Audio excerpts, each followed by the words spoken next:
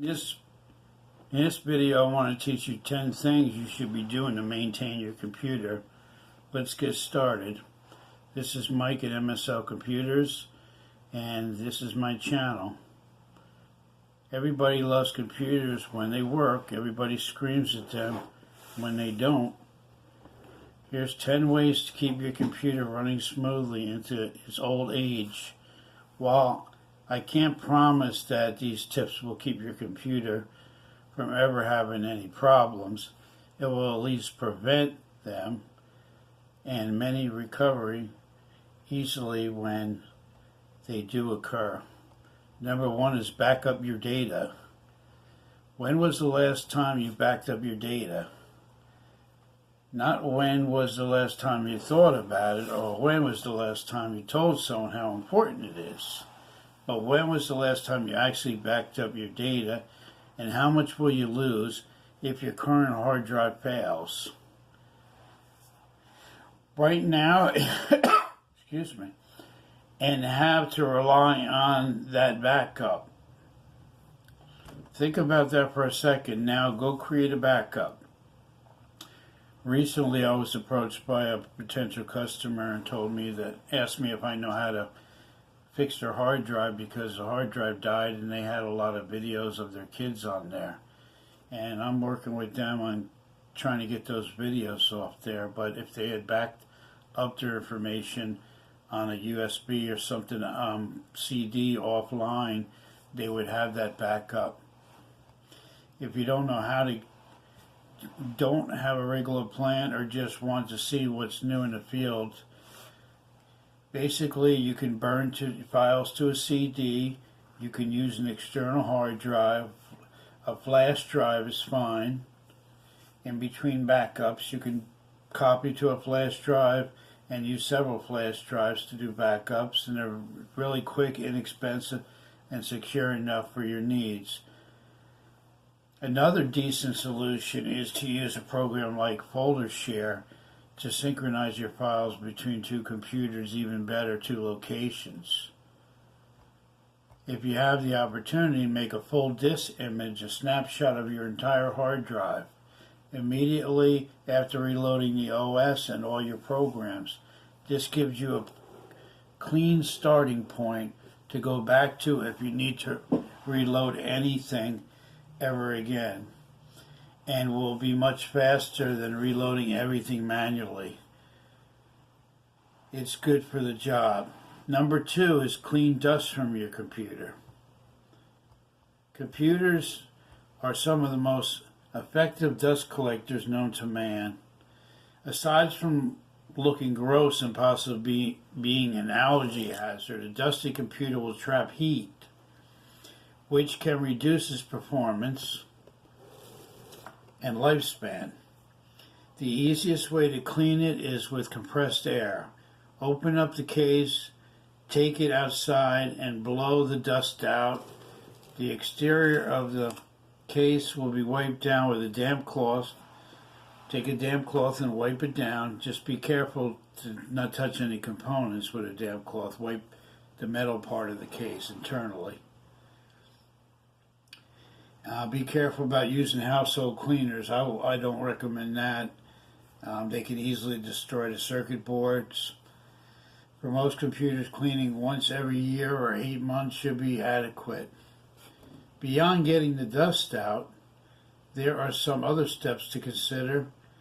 Dust often collects inside the CPU and video card heat sinks. Consider disassembling and cleaning them if you're comfortable doing so, or at least use compressed air to specifically blow them out. While the case is open, plug in the computer and turn it on long enough to make sure all the fans are spinning. Replace any that are dead or noisy. A common sign of a worn fan is a noisy fan. If there is sticky residue or dirt on the circuit board, it can be removed with a cotton swab dipped with rubbing alcohol, which will evaporate cleanly. Make sure the computer is unplugged first before you do any of this. If you're not comfortable working inside your computer or suspect your computer has chronic overheating issues, definitely consult a professional. They can help you out. Number 3 is clean your cabling and everything else too. There's probably 2 things behind your computer: a messy cable, dust bunnies. If you're moving your computer, take the opportunity to clean your desk as well. While I can't claim that a clean desk will improve your computer's performance or lifespan, it certainly will improve your peace of mind, and clean cables will help prevent snags and stresses on your computer ports. If you have a lot of peripherals, consider using cable management of some type. Twist ties work fine. Or make a trip to any large office supply store. You can use a full-out cable solution, or even a $5 cable wrap can neaten up your desk considerably. I've been to a lot of people's houses, and it's common to see wires all over. Usually I try to neaten them up and make them more organized, so you know what everything is. Like the printer cable, it's going to come straight out and straight down. It's better when everything is neat. Keyboards can be turned upside down and dump out crumbs and dirt, or keys can be pried off and the whole assembly can be cleaned with compressed air. There are some good step-by-step guides available on Lifehacker. Take a picture first so you can put the keys back in the right place if you're feeling adventurous, or just have a really disgusting keyboard. Some people advocate running it through the dishwasher. I personally would not recommend that.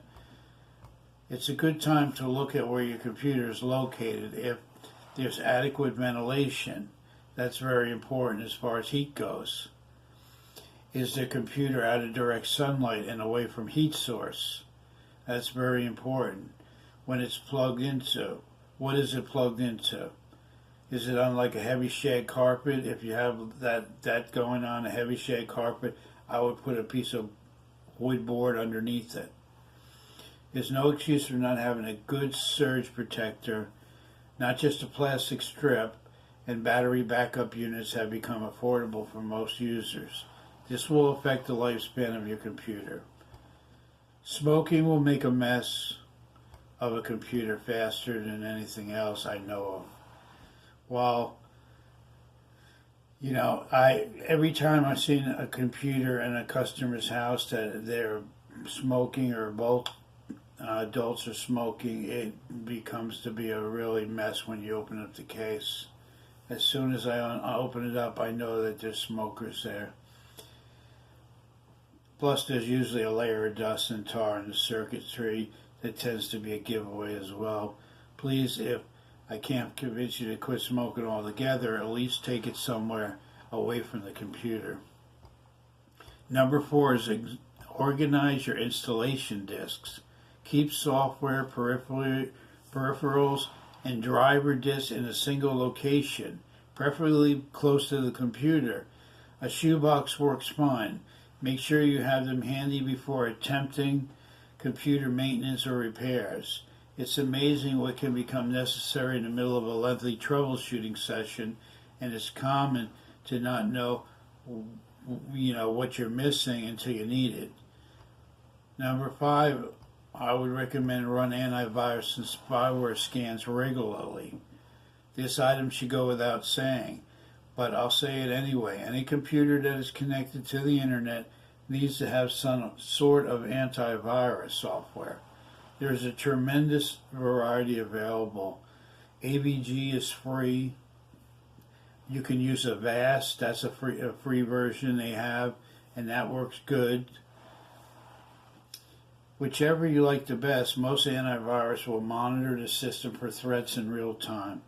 So a full daily scan probably isn't necessary, but do make time to run a full scan every month, or at least once every couple weeks. Some antivirus programs also protect against adware, malware, but not all. If yours doesn't, or if you just want an extra layer of protection, use Spybot or Malwarebytes. Those are very good programs, Malwarebytes I highly recommend. And those are free programs also. You go to malwarebytes.com, you download the free version. They always ask you to pay for the trial, but the free version is just fine. And run that like once a week. Number 6 is clean up your software. Every few months, look through the add and remove program interface that is found in the control panel. If there's software on there that you don't use anymore, remove it. This goes tripled for browser toolbars, which is a big deal, because if you have a few browser toolbars in there, you're going to have issues. If you don't use those toolbars anymore, highlight it, go up to the top, and uninstall them. Free games, remove them, and other resource-eating bits of fluff. Be a little cautious, though. Some system drivers appear in this list and can cause hardware to stop working if you remove them. If you're not sure what to remove, then leave it. If you know it's a game or something that you put on there, or it just got on there through some type of download, then I would definitely remove it. And there's a good idea about number 7 is clean up your OS. Windows is not the most effective operating system and sometimes needs attention itself.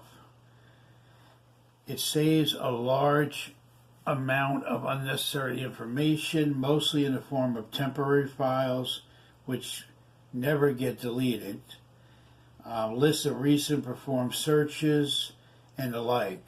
There's an excellent program called CCleaner, which I highly recommend. It's also free, which will clear out most unnecessarily data automatically.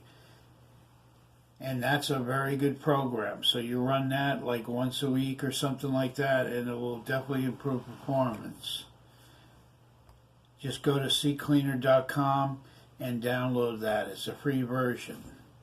Number 8 is update everything. Check for updates for your hardware and your software, including the Windows updates. Check for updates, drivers, and check for software and patches.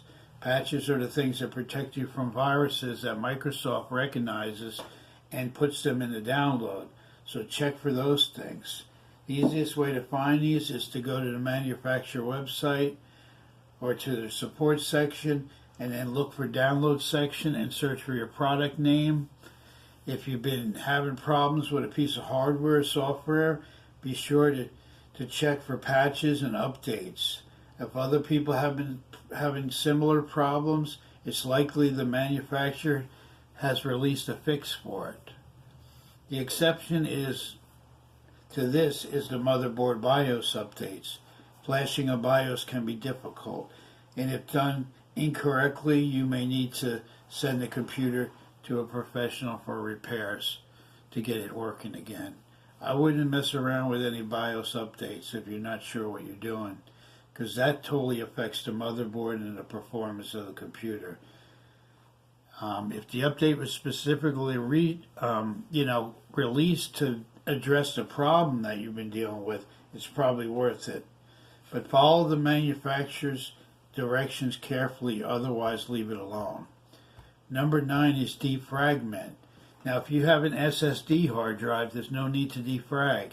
Those drives don't need to be defragged. But if you have a regular SATA hard drive, SATA, then, once your hard drive has been cleaned up, it's a good time to, defrag. So this organizes your file, leading to faster disk access times and improved system performance. The Windows Defrag tool, Start All Programs Accessory, System Tools Disk Defrag works well. Or there's a list of open source and commercial defragging softwares on Wikipedia if you'd rather use something else. But I tell you, the defrag in the Windows works just fine. Just make sure when you defrag, you're not doing anything else. You're not online. You don't have any windows open or anything. And don't touch the mouse or the keyboard while you're defragging. Let it do its thing. Number 10, read more articles like this one. The directions I'm giving you. If you have any questions, you can go online and you can look at articles, or you can subscribe below, which I highly recommend you do. And you could leave a comment, or you could always email me with any question you have. And definitely subscribe to my channel and like this video. I have 50 some odd videos you can watch, and you'll really get a lot out of them.